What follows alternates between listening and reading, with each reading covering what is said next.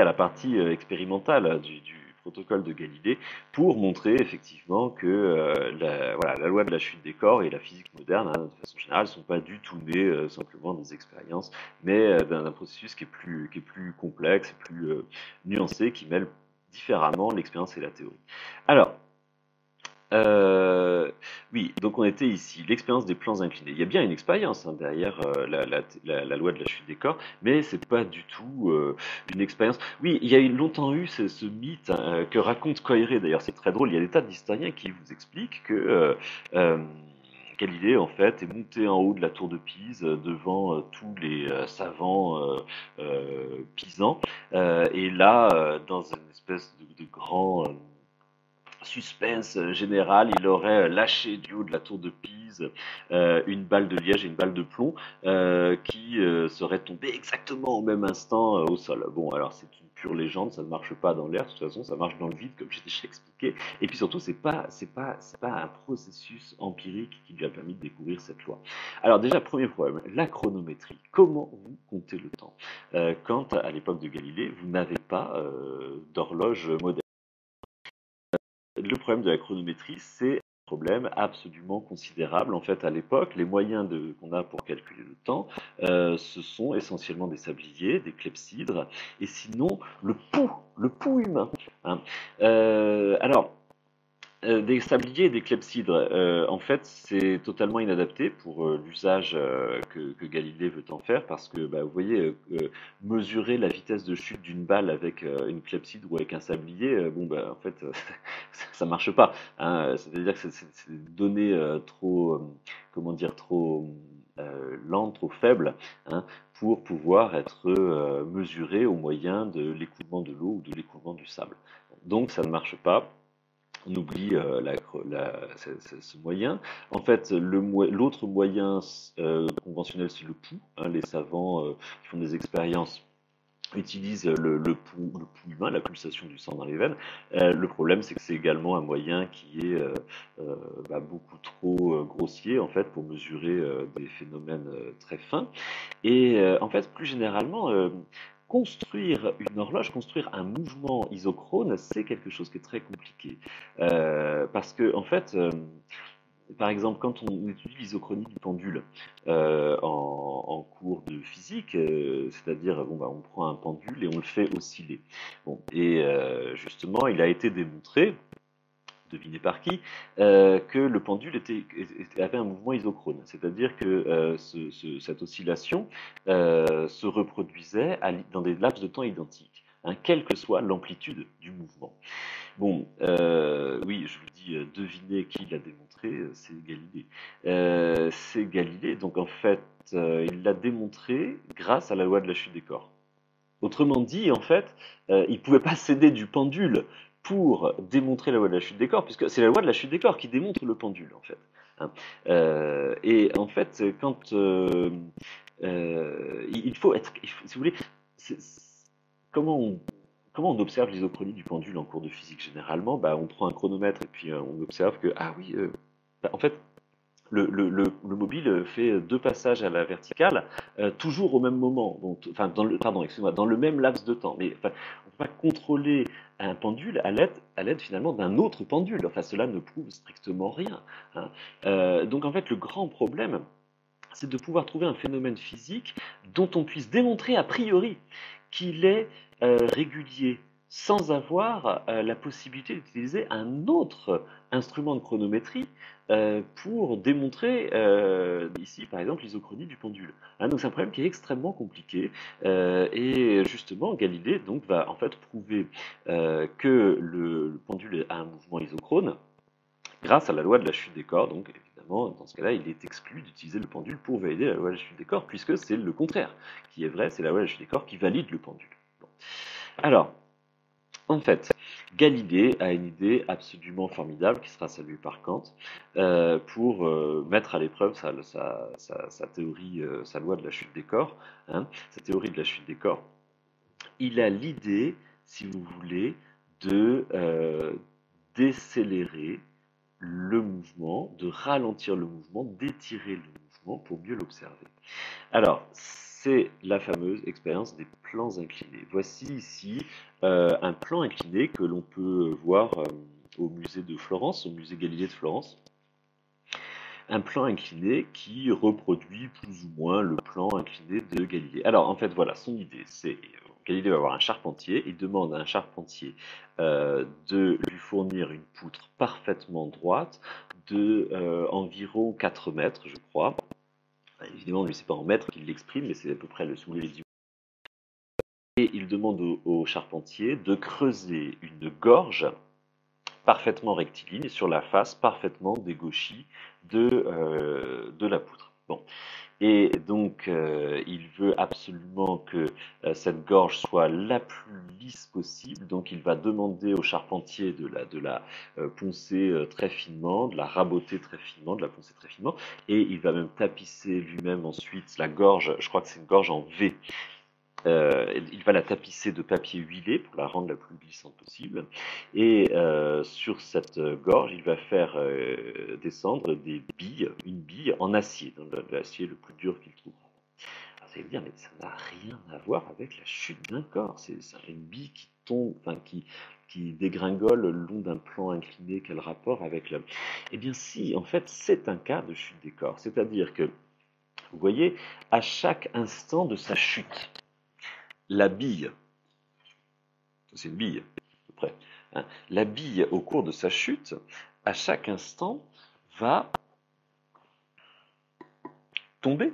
C'est-à-dire que, vous voyez, à mesure que la bille roule, en fait, qu'est-ce que c'est que la rotation de la bille sur elle-même? C'est un cas de chute. On aurait envie de se dire, mais non, la chute, c'est un mouvement de translation, c'est pas du tout un mouvement de rotation le long d'un plan. Mais si, parce que, en fait, regardez, la rotation de la bille le long du plan, en fait, c'est un mouvement de chute qui, à chaque instant, est contrarié par la surface du plan. Mais si la bille roule, c'est bien qu'à chaque instant, elle est davantage attirée vers le centre de la Terre. Hein, simplement, à chaque instant, ce mouvement est contrarié par un autre, par la résistance en fait du plan incliné. Bon, ce qui fait qu'en fait, le mouvement de chute de la bille, c'est la combinaison. Bon, pour vous, en physique moderne, ça devient assez évident, mais c'est extrêmement intelligent de voir ça à l'époque. C'est la combinaison d'une translation et d'un mouvement de chute. Hein, voilà, c'est ça le mouvement sur un plan incliné. Et donc, il y a de la chute dans ce mouvement le long du plan, hein, et Galilée va montrer même, ce sera l'origine en fait de la loi du pendule, il va montrer que quelle que soit l'inclinaison de la rampe, ici, la bille atteindra la même vitesse finale. C'est-à-dire que si on élève la rampe, mettons ici, alors lui il prend des exemples en coudées dans les dialogues, bon là je sais pas si c'est pas une coudée, je sais pas ce que c'est, 60 cm peut-être, allez, si on élève la rampe de 60 cm sur une rampe donc, de 4 mètres, ou bien si on élève une autre rampe également de 60 cm, mais sur une longueur de 10 mètres, ou bien si en fait on prend une rampe extrêmement courte, mais toujours élevée de 60 cm, eh bien à l'arrivée, la bille aura la même vitesse. Hein. En fait, aujourd'hui, on le comprend parfaitement au moyen du théorème de la conservation de l'énergie. Mais évidemment, ce théorème de la conservation de l'énergie, Galilée ne peut pas s'appuyer dessus, il n'existe pas à l'époque. C'est lui qui va le fonder. Hein, et il va démontrer, en fait, que si vous voulez, quel que soit le degré d'inclinaison de la rampe, du moment qu'on part d'une certaine hauteur, aujourd'hui on dirait du moment que la bille a une certaine énergie potentielle initiale, hein, du moment qu'on part de la même hauteur, eh bien la bille, imaginez un autre plan incliné dans l'autre sens à l'issue de la rampe, la bille remontera toujours à la même hauteur, moins les frottements. Hein, c'est-à-dire qu'il serait irrationnel d'imaginer que la bille aille plus haut que son point d'arrivée. Hein. Imaginons, vous voyez cette rampe-là, et puis une autre rampe symétrique de la première en face. Hein. La bille descend cette rampe, elle parvient au point le plus bas, elle va remonter parce qu'elle conserve encore de l'énergie.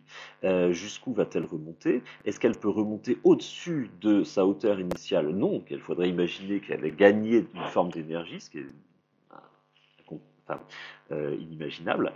Va-t-elle remonter en dessous de son point de départ oui, peut-être, dans la mesure où elle aura perdu de l'énergie ici, à l'impact, hein, et puis aussi un petit peu au cours de sa course. Mais en tout cas, en fait, on comprend par ce simple raisonnement, là encore, qui n'est pas vraiment une expérience, hein, que en fait, la bille conserve la même énergie tout au long de son mouvement, hein. Et en fait, à l'aide de ces observations, qui sont donc la base du théorème de la conservation de l'énergie, Galilée démontre que c'est le même phénomène en fait qui se passe dans un phénomène de chute libre, dans un cas de chute libre, pardon, ou dans le cas de chute le long d'un plan incliné. C'est-à-dire qu'il s'agit bien d'un phénomène enfin, le plan incliné, excusez-moi, va permettre d'observer en fait le phénomène de la chute libre.